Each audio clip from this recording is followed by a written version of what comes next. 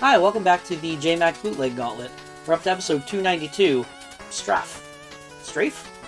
Starf? It's the thing where in a game, like the 3D shooters, what do they call those? FPSs and whatnot, where instead of hitting right or left and turning your old dude, you sidestep. So I'm hoping it's a crab game. It's probably not going to be a crab game. Like and subscribe. This guy's the crab game. Let's do the deal. That is familiar music, which is never a good sign. Alright.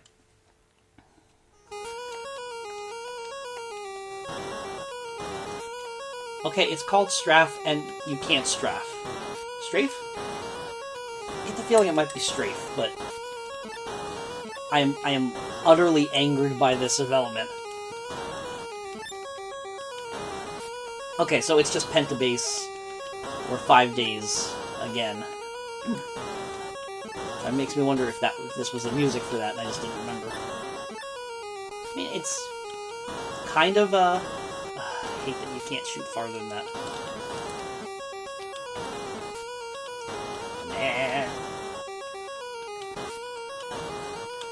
Nah. This one, since I've played this game quite a few times at this point, this game is always frustrating because... Oh. A little chocolate gumdrop or some garbage. I don't know what the star does. Nobody knows what the star does! This is one of those frustrating games because it's not... You can't... I hate that you can't shoot those guys. It's the worst. Man, kill them. Kill them or be killed. I hate that you can't... God, I don't remember what I was going to say. What the heck? I mean, I hate that you can't shoot those guys over there. That's the thing that distracted me. Oh, it's one of those games where it requires a little bit too much concentration to be good for just talking over. So in order for me to actually have fun, I have to be concentrating on the game. What was I supposed to do there? There was no optimized play, I don't think. Actually, no, maybe I needed to shoot that way and then shoot right. Gosh, dangs. Sure, why not?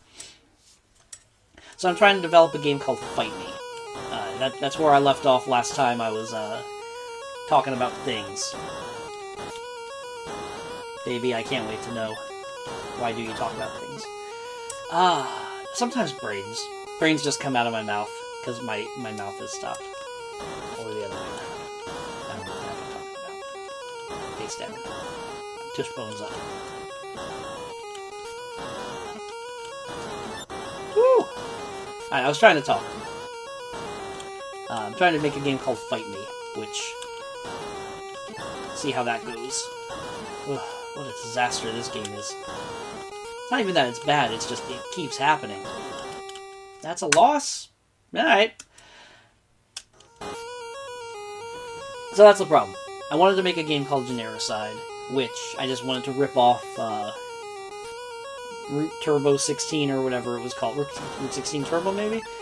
Whatever the game is that I played on here, where it's like little Pac-Man mazes and then you can zoom out to play more Pac-Man mazes, and it's like, this feels so good, I love this.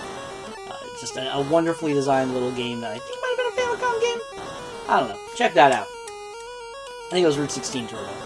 And I wanted to make a game that was like that, but that will not work in a tile-based system. So it's like, okay. I think it would be neat to make a game called Fight Me. Just hit me out of nowhere when I realized I could actually try to make a game on this pulp thing. And this was on Playdate, which is the console with the little crank. God, can I get my thoughts together in any possible way? Not while playing this game, no. Whoa! Brain rush. Thing is, I can't do Genericide on a tile-based situation. Because a lot of the... what I want from the gameplay is very fluid in a way that the tiles never will be. So, it's not an option. And then I thought, okay, I'm going to make a game called Fight Me. What is Fight Me? And what I'm picturing is a game where... almost like Punch-Out, but you're swinging a big sword with the crank. And so what I've done, quite expertly I must add, is I have traded one game that you can't do with tile-based system for another one that might make even less logical sense. I hate this game. To do with tiles. Because it's just going to involve so many tiles. Theoretically, I feel like it should work. It could work, but I don't know the first thing about programming, so I haven't really started to delve yet, so it's, apparently I paused. So I'm fairly certain that the moment that I try, I'm going to fail. Like, the moment I actually push to try to get real things done is going to become blatantly obvious how much I can't do this. Until then, though, the dreams are great. I keep picturing how great this might be, and I'm looking forward to trying, but oh man. The potential for failure is huge. And yeah, I don't know the limitations, and so I think perhaps we can find a way around these things that seem like they're going to stop it from working. But maybe there is no way. Is there a way to? I'm fairly certain that I can move the player sprite with the crank. That should be absolutely doable from what I've seen. The problem is, can I make the player sprite like 20 tiles large? And not even like consecutive tiles, just like this block of tiles all changes when I move the crank. I hope so. I feel like it should be possible, otherwise you wouldn't be able to make decent-sized sprites. And what does that arrow even do? Am I shooting farther now? No, I was always shooting that far. Like in the original Super Mario Brothers, Mario's, like, even how small Mario is, he is a 16 by 16 sprite, and so he has to be 4 tiles large, because the NES also was a tile-based system, and that made it work, and I feel like it's gonna be similar, that I should be able to take a couple of blocks and move them around. But it's one thing to take a couple blocks and move them around, it's another thing to be like, okay, when I hit right, all of these blocks are now all of these blocks are now all of these blocks. I'm hoping that's a thing I can do. I have no idea yet. And you know what the worst thing is? I've played so many of these games, and we're just like, oh my god, like, you know, this is an idea, but they just forgot to make it. Like, why wouldn't you work on it until it works? Why, like, this isn't fun? Like this! This isn't fun! It's just a thing, like, it technically works. It's working just fine. It's not fun. I'm having no fun right now. But it works. Oh my god, Jesus Christ, I hate it. And, but I can very much see why you would do that, because if I can make this work in any capacity, I haven't really thought through the gameplay element.